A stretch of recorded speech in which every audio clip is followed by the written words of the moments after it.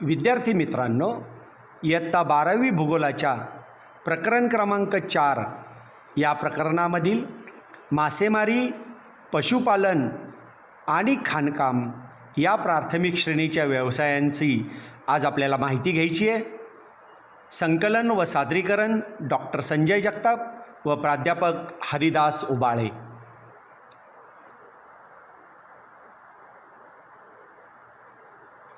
विशेष आभार महाराष्ट्र राज्य पाठ्यपुस्तक निर्मिती व अभ्यासक्रम संशोधन मंडळ पुणे, प्रथमावृत्ती 2020.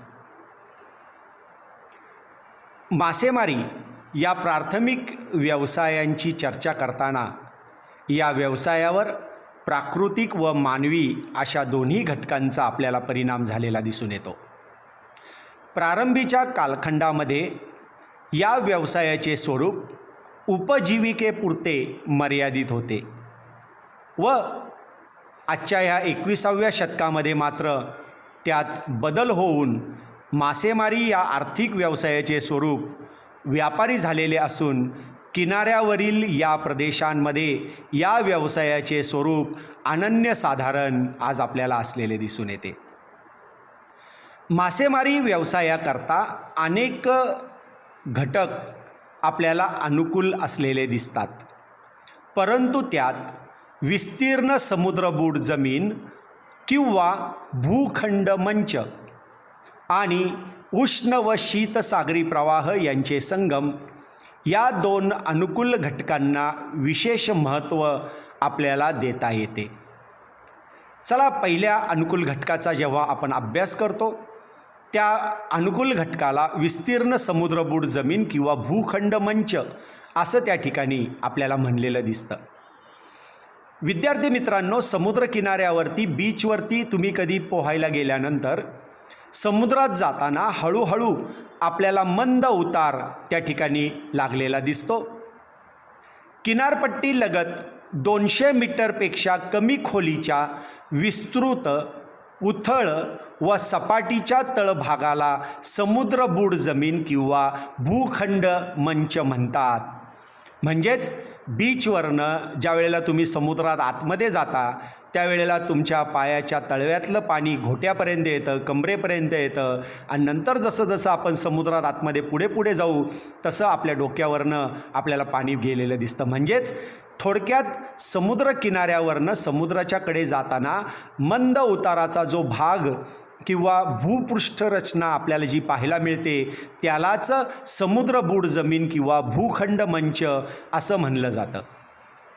या मंचाचं किंवा समुद्रबूड जमिनीचं सर्वात महत्त्वाचं वैशिष्ट्य म्हणजे या समुद्रबूड जमिनीच्या तळभागापर्यंत आपल्याला सूर्याची किरणे पोहोचलेली दिसतात.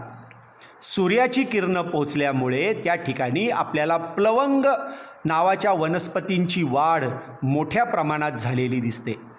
ही वनस्पती मासे व इतर जलचरांचं आवडीचं खाद्य आपल्याला पाहता येतं, म्हणून या ठिकाणी माशांची पैदास आपल्याला मोठ्या प्रमाणात होते असं निश्चितपणे सांगता येतं. त्याच पद्धतीने समुद्राच्या ज्या भागामध्ये उष्ण किंवा शीतसागरी प्रवाह एकत्र येतात आणि त्यामुळे त्या ठिकाणचं पाणी आपल्याला उबदार झालेलं दिसतं. म्हणजेच शीतसागरी प्रवाह थंड असतात व उष्ण सागरी प्रवाह अतिशय उष्ण असतात, परंतु ज्या वेळेला ते दोघांचं संगम आपल्याला झालेला दिसतो त्यावेळेला मात्र त्या ठिकाणी उष्ण आणि शीतसागरी प्रवाहांच्या एकत्रित परिणामास्वरूप त्या ठिकाणचं सागराचं पाणी उबदार होऊन त्या प्रदेशामध्ये प्लवंग वनस्पतींची मोठ्या प्रमाणात निर्मिती होते व ही वनस्पती माशांचं प्रमुख खाद्य असल्याने माशांची व जलचरांची पैदास आपल्याला मोठ्या प्रमाणात झालेली दिसते. व म्हणूनच विस्तीर्ण समुद्रबूड जमीन म्हणजेच भूखंड मंच व उष्ण व शीतसागरी प्रवाहांचा संगम या दोन प्रदेशामध्ये आपल्याला मासेमारीचं क्षेत्र विकसित झालेलं आहे असं सांगता येतं. फोटोग्राफ दाखवलेला आहे एक मासेमारी करणाऱ्या कोळी बांधवाचा आणि खाली एक माशाचं चित्र तुमच्या माहितीकरता दाखवलेलं आहे. चला आता आपण मासेमारी व्यवसायावर परिणाम करणाऱ्या घटकांची चर्चा करू. उच्च दर्जाच्या पारंपरिक मासेमारी कौशल्याचा विकास मासेमारीत व्यवसायात वाढ झालेली पाहता येते किंवा आढळून येते. बघा विद्यार्थी मित्रांनो, काही देशांमध्ये किंवा काही समाजांमध्ये मासेमारी हा त्यांचा वंश परंपरागत आपल्याला मानवी व्यवसाय असलेला पाहता येतो आणि म्हणून प्रत्येक पिढीनुसार आपल्याला त्या ठिकाणी काही महत्त्वाची कौशल्य नवीन पिढीने आत्मसात केलेली आपल्याला पाहता येतात आणि म्हणून पारंपरिक मासेमारीच्या व्यवसायामध्ये सुद्धा नवीन पिढीने आत्मसात केलेल्या कौशल्याच्यामुळे आपल्याला मासेमारी व्यवसायात निश्चितपणे वाढ झालेली दिसते. उदाहरणार्थ जपान आणि चीनचं उदाहरण तुम्हाला सांगता येतं. परंतु या ठिकाणी एक गोष्ट निश्चितपणे लक्षात ठेवता येते की जपान आणि फिलिपाईन्स या देशांचं आपण जर उदाहरण घेतलं तर या ठिकाणी आपल्याला सांगता येतं की जमिनीच्या तुलनेत लोकसंख्येचं प्रमाण आपल्याला जास्त झालेलं दिसतं. साहजिकच आहे, लोकसंख्या जास्त झाली म्हणजे अन्नाची ग्रहण करण्याची जी गुणवत्ता आहे ही आपल्याला खालवलेली दिसून येते. अन्नधान्य आपल्याला कमतरता निर्माण झालेली दिसून येते आणि म्हणून या अन्नधान्य टंचाईवर मात करण्याकरता मासेमारी व्यवसायातून मिळणाऱ्या उत्पादनांवर देखील आपल्याला जीवन जगता येतं. विद्यार्थी मित्रांनो, उदाहरणार्थ मगाशी सांगितलेलं जपान आणि फिलिपाईन्स या देशांचं उदाहरण. आधुनिक कालावधीमध्ये अद्ययावत तंत्रज्ञानामुळे मासेमारी व्यवसायात आज निश्चितपणे वाढ झाली आहे असं आपण सांगू शकतो. पूर्वीच्या कालखंडामध्ये आपले कोळी बांधव जुन्या बोटी त्याचबरोबर जुनी जाळी यांचा वापर आपल्याला मासेमारी करत असलेले दिसून येत होते.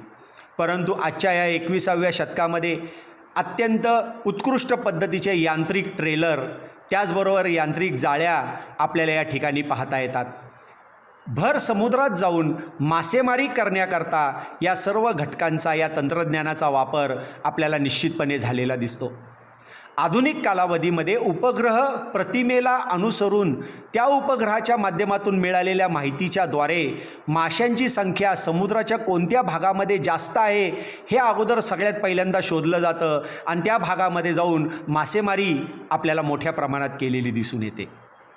निसर्गतः आपल्याला बंदरांची निर्मिती झालेली दिसते. दंतूर किनारपट्टींच्या निर्मितीमुळे असे प्रदेश मासेमारी करता आपल्याला निश्चितपणे उपयुक्त असलेले दिसून येतात.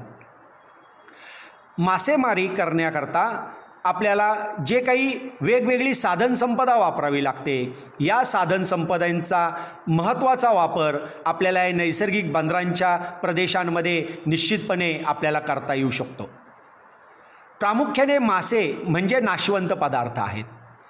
जर जास्त काळ हे मासे आपण जर बाजारपेठांपर्यंत पोहोचवले नाहीत आणि जर त्या ठिकाणी आपल्याला उत्पादनावरती क्रियाप्रक्रिया करणारे उद्योग जर निर्माण झाले नाहीत तर माशांचा नाश होतो असं आपण त्या ठिकाणी सांगू शकतो. त्या ठिकाणी माशांची सडण्याची प्रक्रिया आपल्याला निर्माण झालेली पाहता येते. उच्च अक्षवृत्तीय प्रदेशामध्ये म्हणजे साधारणपणे समशीतोष्ण कटिबंधीय प्रदेशामध्ये आपल्याला थंड हवामान निर्माण झालेलं दिसतं. त्या ठिकाणी मासे हा नाशवंत पदार्थ काही कालावधीकरता सहजपणे टिकतो असं आपण सांगू शकतो. परंतु आपल्या प्रदेशासारख्या उष्णकटिबंधीय प्रदेशामध्ये मात्र मासे टिकवण्याकरता शीतगृहाची सोय निश्चितपणे आपल्याला करावी लागते. किनारवर्ती प्रदेशामध्ये मासेमारी व्यवसायाला अनुसरून अनेक विविध प्रकारचे उद्योग आपल्याला निर्माण झालेले दिसतात. याच्यामध्ये जहाज बांधणी उद्योग हा एक अतिशय महत्त्वाचा उद्योग आपल्याला निर्माण झालेला दिसतो. विद्यार्थी मित्रांनो, आता मासेमारी व मत्स्यपालन हे दोन व्यवसाय आणि त्यातील फरक आपल्याला या ठिकाणी जाणून घेणं अत्यंत गरजेचं आहे.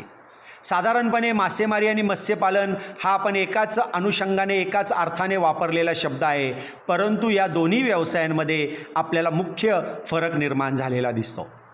मासेमारी याचं मूळ स्वरूप उदरनिर्वाह करणे या पद्धतीने पाहता येतं की मासेमारी करणे, मासेमारी करून त्यातील काही भाग स्वतःच्या कुटुंबाकरता ठेवणे व राहिलेला भाग हा बाजारपेठेमध्ये विकून त्यापासून अर्थप्राप्ती करणे, म्हणजेच याचं मूळ स्वरूप उदरनिर्वाहापुरतं आपल्याला मर्यादित असलेलं दिसतं. तर मत्स्यपालन या व्यवसायाचं स्वरूप हे फक्त व्यापार करण्याच्या दृष्टिकोनातून आपल्याला तयार झालेलं दिसतं.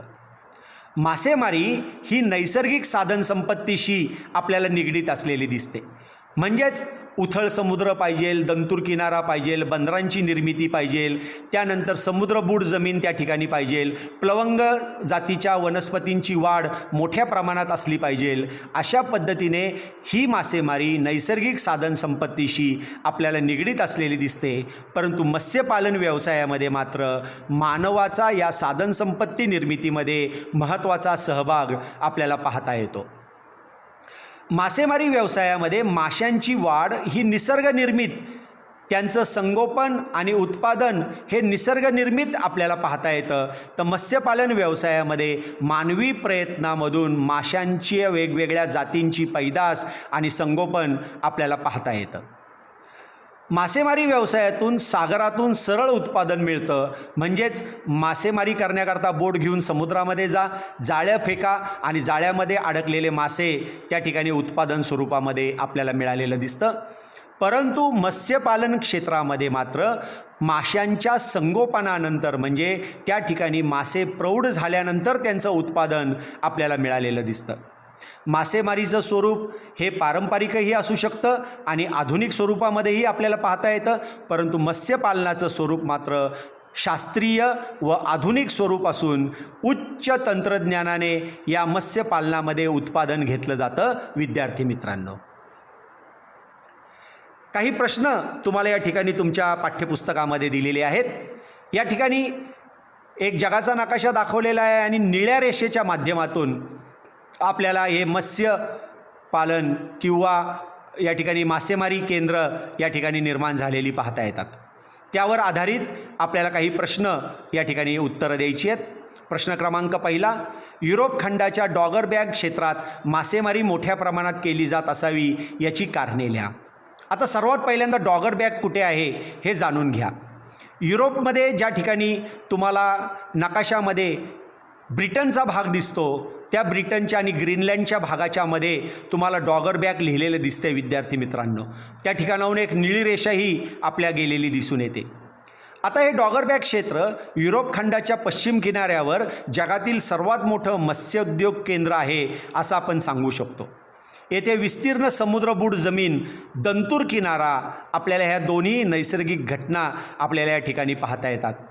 या ठिकाणी नॉर्वेजियन शीतसागरी प्रवाह, म्हणजेच या ठिकाणी ध्रुवीय प्रदेशाकडून येणारा शीतसागरी प्रवाह आणि विषुववृत्ताकडून येणारा उष्ण सागरी प्रवाहांचा आपल्याला संगम झालेला दिसून येतो. आणि म्हणून हा प्रदेश जरी थंड असला तरीसुद्धा या ठिकाणच्या सागराचं पाणी मात्र आपल्याला उबदार असलेलं दिसून येतं. या ठिकाणी पाणी उबदार असतं आणि म्हणून प्लवंग नावाच्या वनस्पतींची वाढ मोठ्या प्रमाणात होते आणि माशांची संख्या जास्त असल्यामुळे मासेमारीसुद्धा आपल्याला जास्त असलेली दिसून येते. हा प्रदेश पुढारलेला प्रदेश, विकसित देशांचा प्रदेश म्हणून ओळखला जातो आणि म्हणूनच या ठिकाणी मासेमारी ही यांत्रिक व तांत्रिक प्रगतीच्या साहाय्याने सुसज्ज व यांत्रिक बोटीच्या माध्यमातून आधुनिक तंत्रज्ञानाचा वापर करून आणि प्रचंड मोठ्या प्रमाणावर भांडवलाची उपलब्धता निर्माण करून आणि त्याचबरोबर युरोपच्या किनारपट्टीवर असलेली बाजारपेठ आणि पश्चिम किनारपट्टीवरती असलेले अमेरिकेची प्रचंड मोठी बाजारपेठ यांच्यामुळे, या सर्व कारणांच्यामुळे या डॉगरबॅग क्षेत्रामध्ये मासेमारी या व्यवसायाचा प्रचंड मोठ्या प्रमाणावरती आपल्याला विकास झालेला पाहता येतो. ग्रँड बॅक मासेमारी क्षेत्र उत्तर अमेरिकेच्या खंडाच्या कोणत्या किनाऱ्यावर आहे? या ठिकाणी परत एकदा जर नकाशा पाहिला तर उत्तर अमेरिका खंडाच्या पूर्व किनाऱ्यावरती बघा ग्रँड बॅक लिहिलेला आहे आणि या ग्रँड बॅक म्हणजे याचं उत्तर आहे ग्रँड बॅक मासेमारी क्षेत्र उत्तर अमेरिका खंडाच्या पूर्व किनाऱ्यावर आहे. तिसरा प्रश्न विचारला आहे, ऑस्ट्रेलिया खंडात कोणत्या भागात मासेमारीचा विकास झालेला आहे? तर ऑस्ट्रेलियाच्या दक्षिण पूर्व म्हणजेच आग्नेय किनाऱ्याजवळ टास्मानिया बेटाजवळ आपल्याला या ठिकाणी मासेमारीचा विकास झालेला आढळतो. पुढचा चौथा प्रश्न दिलेला आहे, आफ्रिका खंडाच्या पूर्व किनारपट्टीपेक्षा पश्चिम किनारपट्टीवर मासेमारी क्षेत्र का जास्त आहे? तर याचं उत्तर आहे, या ठिकाणी तुम्ही नकाशामध्ये जर पाहिलं तर विद्यार्थी मित्रांनो, आफ्रिका खंडाच्या पूर्व किनारपट्टीवरती तुम्हाला निळी रेषा दिसत नाही, परंतु पश्चिम किनारपट्टीवरती मात्र निळी रेषा दिसते. आणि हेच कारण आपल्याला या ठिकाणी सांगता येतं, पश्चिम किनारपट्टीवर मासेमारीसाठी अनुकूल भौगोलिक परिस्थिती, समुद्र बुड जमीन व दंतूर किनारा, अनुकूल व शांत समुद्र आपल्याला पाहता येतो.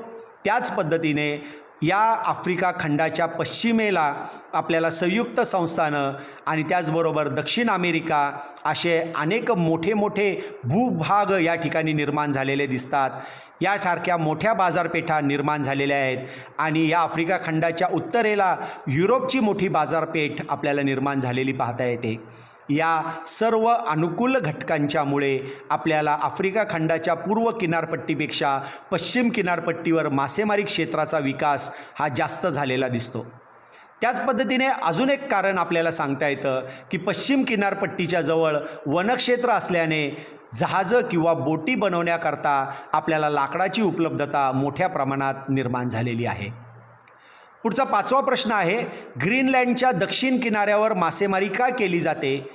या ठिकाणी ग्रीनलँड हा जर विभाग जर तुम्ही पाहिला तर उत्तर अमेरिका खंड आणि युरोप खंडाच्या मध्ये एक मोठा भूभाग तुम्हाला पाहायला मिळतो, त्याला ग्रीनलँड असं म्हणलं जातं. आणि ह्या ग्रीनलँडच्या दक्षिणेकडच्या भागामध्ये निळी रेषा तुम्हाला दिसते.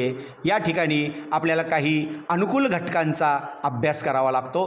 ज्या पद्धतीने ग्रीनलँडच्या दक्षिणेच्या विभागामध्ये आपल्याला विस्तीर्ण समुद्र बुड जमीन व अनुकूल हवामान आपल्याला पाहायला मिळतं. उत्तर ध्रुवीय शीतसागरी प्रवाह व विषुववृत्तीय उष्णसागरी प्रवाह यांचा संगम आपल्याला या ठिकाणी झालेला दिसतो. त्या ठिकाणी पाण्याचं तापमान आपल्याला वाढलेलं दिसतं आणि म्हणून आपल्याला या ठिकाणी मास्यांच्या उत्पादनाकरता अनुकूल परिस्थिती निर्माण झालेली पाहता येते. त्याच पद्धतीने दोन्ही बाजूला, एका बाजूला उत्तर अमेरिका व दुसऱ्या बाजूला युरोप हे प्रचंड मोठी बाजारपेठ आपल्याला उपलब्ध असल्यामुळे ग्रीनलँडच्या दक्षिण किनाऱ्यावर मासेमारी हा व्यवसाय आपल्याला केला गेलेला दिसतो. मासेमारी व्यवसायाच्या नंतर पशुपालन व्यवसायाच्या संदर्भातील माहिती आज आपण या ठिकाणी करून घेणार आहोत. प्रामुख्याने पृथ्वीच्या पृष्ठभागावर विषुववृत्तापासून उत्तरेला 30 अंश ते 60 अंश आणि दक्षिणेला 30 अंश ते 55 अंश या अक्षवृत्ताच्या दरम्यान आपल्याला पशुपालन व्यवसायांचा विकास झालेला दिसून येतो. प्रामुख्याने पशुपालन व्यवसायावर हवामानाचा प्रभाव आपल्याला निश्चितपणे पडलेला दिसतो. पशुपालन व्यवसायाचा विकास उत्तर गोलार्धात जास्त झाला आहे, तर दक्षिण गोलार्धात आपल्याला तो कमी झालेला दिसतो. परंतु ऑस्ट्रेलिया व दक्षिण अमेरिकेमध्ये हा व्यवसाय प्रगत पद्धतीने तंत्रज्ञान व यांत्रिकीकरणाचा वापर करून व्यापारी तत्वावर आपल्याला केला गेलेला दिसून येतो. विषुववृत्तीय प्रदेशात या व्यवसायाचा विकास झालेला नाही, कारण शेतीखालील प्रदेश व पशुपालन यांच्या विकासाकरता महत्त्वाची असलेली अनुकूल परिस्थिती आपल्याला विषुववृत्तीय प्रदेशात आपल्याला निर्माण होत नाही असं निश्चितपणे सांगू शकतो. आणि याच कारणामुळे शेतीखालील प्रदेश व पशुपालन यांचं वितरण अनेक ठिकाणी आपल्याला एकत्रितपणे निर्माण झालेलं दिसून येतं. जगाच्या अनेक भागामध्ये पशुपालन या व्यवसायाला शेतीपूरक व्यवसाय असं म्हणलं जातं. एक गोष्ट विद्यार्थी मित्रांनो निश्चितपणे लक्षात ठेवा की पशुपालन म्हणजे फक्त गाई आणि बैल म्हशी यांचंच पालन नाही, तर या ठिकाणी विविध जातींचं म्हणजे पशूंच्या विविध जातींचं म्हणजे कुक्कुटपालन असेल, वराह पालन असेल, शहामृग पालन असेल, त्या ठिकाणी जर्सी गायांचं पालन असेल, गायांचं पालन असेल, या सर्वांना पशुपालन व्यवसाय असं त्या ठिकाणी संबोधलं जातं. या ठिकाणी जगाचा एकदा परत नकाशा दिलेला आहे आणि पशुपालनाच्या संदर्भामध्ये तुम्हाला या ठिकाणी महत्त्वाची काही प्रश्न आणि त्याचे उत्तरं अपेक्षित आहेत. बघा, या नकाशामध्ये पशुपालन हे केशरी रंगाने आपल्याला या ठिकाणी दाखवलेलं आहे. पशुपालन आणि गवताळ कुरणे यांचा सहसंबंध आहे का किंवा असेल तर सांगा. पशुपालनासाठी गवताळ कुरणे अत्यंत आवश्यक आहेत. म्हणून जगामध्ये ज्या ज्या ठिकाणी गवताळ कुरणे आपल्याला आढळून येतात त्या त्या ठिकाणी पशुपालन हा महत्त्वाचा व्यवसाय केला जातो. प्रश्न क्रमांक 2 विचारला आहे, पशुपालन व्यवसायाचा विकास सर्वात कमी कोणत्या खंडात आढळतो? या ठिकाणी जर तुम्ही नकाशा पाहिला विद्यार्थी मित्रांनो तर आपल्याला असं आढळून येतं की साधारणपणे विषुववृत्ताच्या जवळ असलेला आफ्रिका खंड, या आफ्रिका खंडामध्ये तुम्ही पाहिलं तर या ठिकाणी पशुपालनाकरता आवश्यक परिस्थिती आपल्याला पाहता येत नाही. संपूर्ण व्हाईट कलर दाखवलेला आहे, तिथं केशरी रंग आपल्याला आढळून येत नाही. उत्तर अमेरिकेच्या भागामध्ये जर तुम्ही अगदी टुंड्रा प्रदेशाचं उदाहरण घेतलं, ग्रीनलँडचं उदाहरण घेतलं, खाली ऑस्ट्रेलियाचं उदाहरण जर तुम्ही घेतलं, दक्षिण अमेरिकेतील काही प्रदेशांचं जर तुम्ही उदाहरण घेतलं, खाली अंटार्क्टिकाचं जर तुम्ही उदाहरण घेतलं तर या सर्व प्रदेशामध्ये आपल्याला पशुपालन व्यवसायाचा विकास आपल्याला कमी झालेला दिसतो. ह्याचं सगळ्यात महत्त्वाचं कारण म्हणजे आफ्रिका खंडामध्ये वाळवंट पसरलेलं आहे. या ठिकाणी उष्ण हवामान पाहायला मिळतं, पाण्याची टंचाई आहे, कुरणांचा अभाव आहे. विषुववृत्तीय प्रदेशामध्ये घनदाट जंगलं आहेत, बाजारपेठांचा अभाव आहे. टुंड्रा आणि टैगा प्रदेशामध्ये बर्फाच्छादित प्रदेश आपल्याला पाहायला मिळतात, या ठिकाणी सुद्धा कुरणांचा अभाव आहे. अतिशय थंड असा प्रदेश आपल्याला पाहता येतो. प्रतिकूल हवामान या ठिकाणी पशूंच्या व्यवसायामध्ये आपल्याला निर्माण झालेलं दिसतं. पशूंच्या वाढीकरता हे सर्व प्रतिकूल घटक आपल्याला त्या त्या प्रदेशांमध्ये निर्माण झालेले आहेत आणि म्हणून पशुपालन व्यवसायांचा विकास आपल्याला वेगवेगळ्या खंडांमध्ये कमी जास्त आढळून येतो. जगातील कोणत्या प्रदेशांमध्ये पशुपालन व शेती व्यवसाय एकत्रित आपल्याला झालेला दिसतो?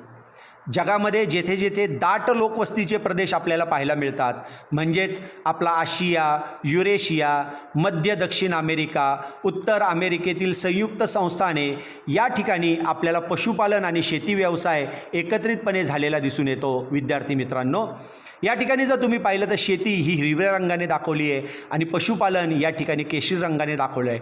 बघा, जगातील अनेक भागांमध्ये तुम्हाला हिरवा रंग आणि त्या ठिकाणी हा केशरी रंग एकत्रितपणे असलेला दिसून येतो. ह्याचाच अर्थ ज्या ठिकाणी आपल्याला शेती व्यवसाय चाललेला दिसतो तिथे मोठ्या प्रमाणात पशुपालन व्यवसायसुद्धा आपल्याला आढळून येतो. 30° उत्तर ते 30° दक्षिण अक्षवृत्ताच्या दरम्यान कोणत्या पट्ट्यात पशुपालन विकसित झालेले दिसत नाही? ह्याचं कारण आपल्याला या ठिकाणी सांगायचं आहे. त्याचं कारण आपण वरती पाहिलेलं आहे. आफ्रिका खंडाचा मोठा भाग आपल्याला या ठिकाणी पाहता येतो. ऑस्ट्रेलिया खंडाचा उत्तर भाग आपल्याला या ठिकाणी पाहता येतो, कारण की या दोन्ही भागांमध्ये आपल्याला वाळवंटी प्रदेश निर्माण झालेले दिसतात. आफ्रिका खंडामध्ये सहारा कलहारीसारखं वाळवंट, तर ऑस्ट्रेलियाच्या खंडामध्ये द ग्रेट डेझर्ट नावाचं वाळवंट आपल्याला पाहता येतं. या वाळवंटी प्रदेशातील जास्त तापमान, तेथील असलेलं रोगट हवामान, काही ठिकाणी असलेलं जंगलव्याप्त प्रदेश, या ठिकाणी तयार होणारा निकृष्ट चारा, एकंदरीत हा प्रदेश या ठिकाणच्या जनावरांच्या वाढीकरता आपल्याला प्रतिकूल असलेला दिसतो आणि म्हणून 30° उत्तर ते 30° दक्षिण या अक्षवृत्ताच्या पट्ट्यामध्ये जगाच्या अनेक भागांमध्ये म्हणजे आफ्रिका खंडामध्ये आणि ऑस्ट्रेलिया खंडामध्ये आपल्याला पशुपालन विकसित झालेलं दिसत नाही. ऑस्ट्रेलिया खंडाच्या पूर्व भागात पशुपालन केंद्रित होण्याचं कारण काय असावं? आत्ताच आपण पाहिलं की ऑस्ट्रेलिया खंडाच्या उत्तर आणि पश्चिम भागामध्ये आपल्याला पशुपालन होत नाही, परंतु ऑस्ट्रेलिया खंडाच्या पूर्व भागामध्ये मात्र डाऊन्स नावाचा एक अतिशय महत्त्वाचा जागतिक पातळीवरचा गवताळ प्रदेश आपल्याला या ठिकाणी पाहता येतो. या ठिकाणी अनुकूल समशीतोष्ण कटिबंधीय हवामान तसंच कोरडं हवामान आपल्याला पाहता येतं. या ठिकाणी चारा आणि पाण्याची उपलब्धता आहे, त्यामुळे पशुपालन केंद्र आपल्याला निर्माण झालेलं पाहता येतं. जगातील सर्वात महत्त्वाचं म्हणजे मेषपालन केंद्राचा विकास आपल्याला या प्रदेशामध्ये झालेला दिसून येतो. त्याच पद्धतीने ऑस्ट्रेलियामध्ये या ठिकाणी आपल्याला मेरिनो नावाची मेंढी आपल्याला पाहता येते. जगातील सर्वात उत्कृष्ट लोकर देणारी मेंढी म्हणून या ठिकाणी आपल्याला ह्या मेरिनो नावाच्या मेंढीला ओळखलेलं दिसून येतं. खंडांतर्गत शुष्क हवामानाच्या प्रदेशात पशुपालन व्यवसाय जास्त प्रमाणात का विकसित झालेला असावा, अशा पद्धतीचा प्रश्न आपल्याला या ठिकाणी विचारलेला आहे. खंडांतर्गत हवामानाच्या प्रदेशात पर्जन्याचं प्रमाण आपल्याला कमी असलेलं दिसतं आणि त्यामुळे गवताळ प्रदेशाच्या निर्मितीसाठी तो प्रदेश आपल्याला पोषक ठरलेला दिसतो. गुरांच्या चाऱ्याची नैसर्गिक उपलब्धता या प्रदेशामध्ये आपल्याला निर्माण होताना दिसते. या भागांमध्ये त्या ठिकाणी निर्माण झालेल्या हवामानाच्या परिस्थितीमुळे शेती हा मध्यम व्यवसाय आपल्याला पाहता येतो. त्याच पद्धतीने उपजीविकेसाठी अन्य व्यवसायांवर सुद्धा मर्यादा आलेली दिसते. आणि म्हणून या सर्व कारणांचा ज्या वेळेला मी अभ्यास करतो त्यावेळेला एकच व्यवसाय या प्रदेशामध्ये आपल्याला फायदेशीर असलेला दिसतो आणि तो म्हणजे पशुपालन व्यवसाय. आणि म्हणून खंडांतर्गत शुष्क हवामानाच्या प्रदेशात पशुपालन व्यवसायाचा विकास आपल्याला जास्त प्रमाणात झालेला दिसून येतो. पुढचा प्रश्न विचारला आहे, कोणत्या अक्षवृत्तादरम्यान पशुपालन होताना दिसत आहे? या ठिकाणी प्रश्नाचं उत्तर आहे विषुववृत्तापासून 30 ते 60 अंश उत्तर अक्षवृत्त ते 30 ते 55 अंश दक्षिण अक्षवृत्त अशा पद्धतीच्या भागामध्ये पशुपालन आपल्याला झालेलं दिसतं. विषुववृत्तापासून उत्तरेला 30 अंश व दक्षिणेला 30 अंश या अक्षवृत्ताच्या दरम्यान मात्र पशुपालन होताना आढळत नाही. विद्यार्थी मित्रांनो, खाणकाम हा एक 21व्या शतकामधील मानवाचा सर्वात प्रमुख व्यवसाय म्हणून या ठिकाणी ओळखला जातो. खाणकाम व्यवसायामधून निर्माण होणारी खनिज संपदा किंवा उत्खनन होणारी खनिज संपदा यांचा वापर विविध प्रकारच्या उद्योगधंद्यांमध्ये कच्चा माल म्हणून या ठिकाणी आपल्याला केलेली गेलेली दिसते. आणि म्हणून उद्योगधंद्यांच्या वाढीकरता आपल्याला खाणकाम व्यवसायाचं एक अनन्यसाधारण महत्त्व आपल्याला जाणून येतं. भूगर्भातील खनिज आजच्या 21व्या शतकात अत्यंत महत्त्वाच्या साधनसंपत्तीच्या विभागात मानली जाताना दिसून येते. भूगर्भातील खनिजांचं उत्खनन करून बाहेर काढण्याच्या व्यवसायाला खाणकाम असं त्या ठिकाणी म्हणलं जातं. प्राचीन काळापासून मानवाकडून खनिजांचा विविध कारणांसाठी उपयोग आपल्याला झालेला दिसून येतो. मानवाची विविध हत्यारे, वेगवेगळ्या पद्धतीची शेती अवजारे, मानवाने परिधान केलेली दागदागिने, मानवाची भांडी, मानवाची औषधे इत्यादी अनेक विविध कारणांकरता या खनिजांचा वापर मानवाकडून आज हजारो वर्षांपासून केला जात आहे. मानवाने सांस्कृतिक विकासाचे टप्पे याच काळातील खनिज वापराशी निगडीत आपल्याला आढळून येतात. उदाहरणार्थ कांस्ययुग, ताम्रयुग, लोहयुग इत्यादी. परंतु विद्यार्थी मित्रांनो, आजच्या या 21व्या शतकामध्ये जगात बदलत्या काळाच्या ओघात तंत्रज्ञान आणि यांत्रिकीकरण यांच्यामुळे खाणकाम व्यवसायात आपल्याला प्रगती झालेली दिसून येते. मानवाकडून महासागर तळावरून खनिज तेल व नैसर्गिक वायूंचे उत्पादन घेतले जाऊ लागले आहे. जर खनिजांची आर्थिक किंमत जास्त असेल आणि जर तो प्रदेश प्रतिकूल आपल्याला पाहता येत असेल तर त्या ठिकाणच्या प्रतिकूल प्राकृतिक घटकांवर मात करून खनिजांचं उत्खनन केलं जातं. पृथ्वीवर मानव हा खनिज संपदा निर्माण करू शकत नाही, कारण सर्व खनिज संपदा ही निसर्गनिर्मित आहे आणि खनिज संपदाचं वितरण आपल्याला अतिशय विषम स्वरूपामध्ये निर्माण झालेलं दिसून येतं. विद्यार्थी मित्रांनो, खाणकाम व्यवसायावरील मर्यादा आणि परिणाम करणाऱ्या घटकांची ज्या वेळेला आपण चर्चा करतो त्यावेळेला खाणकाम व्यवसायावर त्या प्रदेशातील प्रतिकूल हवामान, प्रदेशाची दुर्गमता, प्रतिकूल भूगर्भ रचना, त्या ठिकाणी असलेलं खनिजांचं मूल्य, खनिजाची असलेली खोली म्हणजे किती खोलीवर ही खनिजे आहेत, त्या ठिकाणी भांडवलाची उपलब्धता, तंत्रज्ञान व कुशल मजूर पुरवठा या सर्व घटकांचा आपल्याला खनिजाच्या व्यवसायावर म्हणजे खाणकाम व्यवसायावर निश्चितपणे परिणाम झालेला दिसून येतो. सध्या बदलत जाणारे तंत्रज्ञान व यांत्रिकीकरणामुळे खाणकाम व्यवसाय वेगाने आपल्याला विकसित झालेला आहे असं आपण त्या ठिकाणी सांगू शकतो. खाणकाम क्षेत्राजवळ खनिजांशी संबंधित अनेक उद्योगधंद्यांचा विकास होतो. वाहतुकीचा विकास होऊन देशाच्या आर्थिक विकासात मदत मिळते. म्हणून औद्योगिकदृष्ट्या विकसित देश आर्थिकदृष्ट्या विकसित होत असतात असं आपण त्या ठिकाणी निश्चितपणे सांगू शकतो. पुढे परत एकदा तुम्हाला तुमच्या पुस्तकातील एक नकाशा दिलेला आहे आणि या ठिकाणी खाणकाम व्यवसाय आपल्याला स्टार म्हणजे लाल स्टारच्या माध्यमातून आपल्याला दाखवलेला आहे. कुठल्या कुठल्या प्रदेशामध्ये खाणकाम व्यवसाय हा मोठ्या प्रमाणात चालतो हे या ठिकाणी दर्शवलेलं आहे आणि त्याच्यावर आधारित आपल्याला काही प्रश्नांची उत्तरं आपल्याला द्यायची आहेत. खाणकाम व्यवसाय उत्तर अमेरिकेच्या मुख्यत्वे कोणत्या भागात आहे? उत्तर अमेरिकेच्या दक्षिण पूर्व भागात, मध्य उत्तर आणि पश्चिम भागामध्ये खाणकाम व्यवसाय आपल्याला चाललेला दिसतो.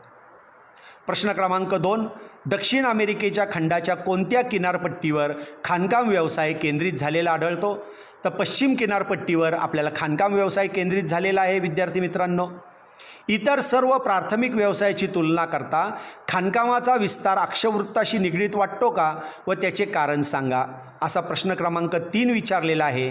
तर याचं उत्तर आहे नाही, कारण की खाणकाम व्यवसायावर हवामानाचा कोणताही प्रभाव व परिणाम आपल्याला जाणवत नाही व म्हणूनच खाणकाम व्यवसाय अक्षवृत्ताशी निगडीत नाही असं आपण निश्चितपणे या ठिकाणी सांगू शकतो. हा खाणकाम व्यवसाय खनिजांच्या उपलब्धतेवर अवलंबून असतो, हे सुद्धा या ठिकाणी आपल्याला स्पष्ट करावं लागतं.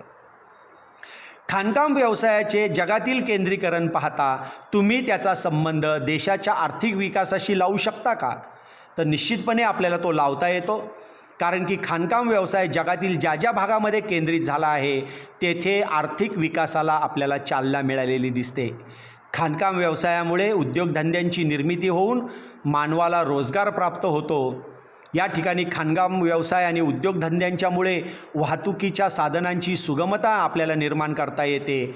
या ठिकाणी उच्च तंत्रज्ञानाचा विकास होतो, व्यापारामध्ये वाढ होते व आर्थिक विकास आपल्याला प्राप्त झालेला दिसतो. ह्याची चांगली उदाहरणं तुम्हाला सांगता येतात. आखाती देश यांची उदाहरणं तुम्हाला सांगता येतात. संयुक्त संस्थाने, युरोप, चीन, ऑस्ट्रेलिया, भारतातील छोट्या नागपूरचं पठार, या सर्व प्रदेशांचा आपल्याला संबंध या ठिकाणी चाललेल्या खाणकाम व्यवसायाचा आणि आर्थिक विकासाशी आपण लावू शकतो. थँक्यू विद्यार्थी मित्रांनो.